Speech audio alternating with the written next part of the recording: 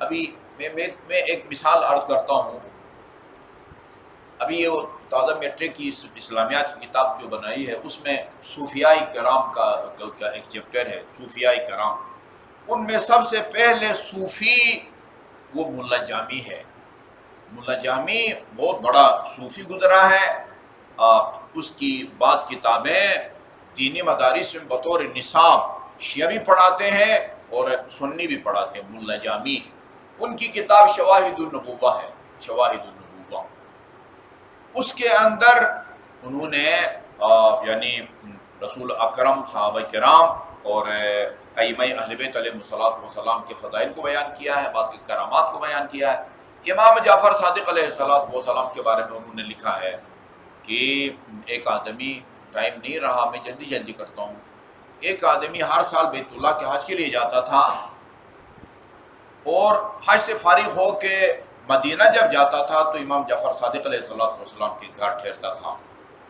ایک سال امام کو خدا حافظی کرتے ہوئے 10,000 درہم دیے امام کو، کہا کہ مولا میں ہر سال آتا ہوں تو آپ کو تکلیف دیتا ہوں، اس سے آئندہ سال تک نہ کوئی چھوٹا موٹا مکان میرے لیے خرید فرمائے، تاکہ یہ بندہ صرف مدینہ میں سال کے بعد آتا تھا اور اس میں رہنے کے لیے. مولا نے کہا ٹھیک ہے.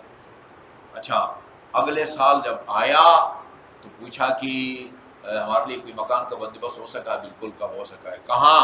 کہا جنت میں. تمہارے لیے ہم نے جنت میں مکان کا بندوبست کر دیا ہے.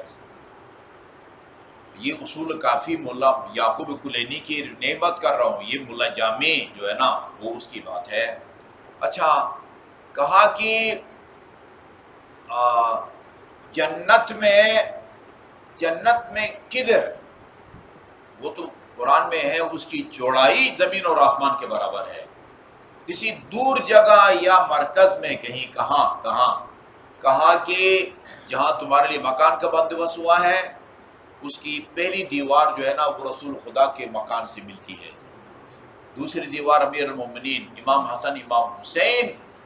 اچھا کہا کہ کوئی تحریر مل سکتی ہے؟ کاغذات اس مکان کے جو آپ نے لی جنت میں خریدے ہیں. آپ نے اس کو تحریر دی. یہ جبل کا رہنے والا تھا.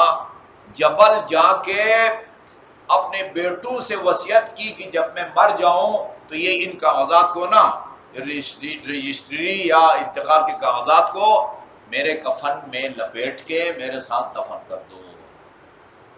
بیٹوں نے اس کی وصیت پر عمل کیا اور اس کو سپرد خاک کیا. اچھا جی کفن میں لپیٹ کے دستاویزات کو بھی رکھا. دوسرے تیسرے دن جب قبرستان پر گئے تو وہی کاغذات پڑے ہوئے تھے اور ان کے پشت پر لکھا ہوا تھا کہ امام جعفر صادق علیہ السلام نے جو وعدہ کیا تھا وہ سچ کر دکھایا ہے. اس کی گہرائی تک کون جا سکتا ہے؟ یہ کیا ہوا؟ کس طرح کے اختیارات استعمال ہوئے؟ کیا ہوا؟ سربستہ طور پر ہم کہتے ہیں کہ اللہ تعالیٰ نے ان کو ان کرامات سے نوازا تھا، مگر اس کی تہ تک ہم نہیں پہنچ سکتے. یہاں تک ملا جامی نے لکھا ہے. ہماری کتابوں میں لکھا ہوا ہے کہ امام نے یہ رقم مدینہ کے غریب اولاد فاطمہ میں تقسیم کیا. یہ مدینہ کے ان کو بھی اعتماد تھا اپنے اس جو ہے نا وہ چاہنے والے پر، اور کہا کہ یہ مدینہ کے غریب عوام میں جو ہے نا وہ تقسیم کے نتیجے میں اس نے بھی کہا ٹھیک ہے مولا یہاں مدینہ میں مکان لے کے کیا کرنا ہے، وہ جنت کا مکان. یہ اچھا اور اس طرح کے معاملات ہیں کہ یعنی ان کا جو خدادات مقامات ہیں نا وہ ہمارے جو ہے نا وہ فہم اور ادراک سے بالاتر ہیں. اچھا جی اذا وسوس الشیطان الی احدکم، یہ بہت سوال کیا جاتا ہے. ٹیلی فون کے ذریعے بھی سوال کیا جاتا ہے. اچھا بالمشافہ بھی سوال کیا جاتا ہے.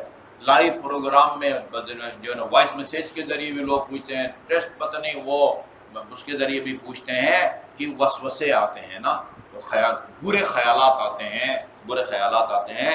فرمایا اذا وسوس الشیطان الی احدکم فلیتعوذ باللہ، اگر شیطان جو ہے نا وہ غلط وسوسے تمہارے دل میں ڈالتا ہے فلیتعوذ باللہ، پہلے تو اعوذ باللہ من الشیطان اللعین الرجیم کہے، اور اس کے علاوہ وَلْيَقُلْ، اور یہ دعا پڑھے آمنت باللہ وبرسولہ مخلصا لہ الدین، یہ جملہ پڑھے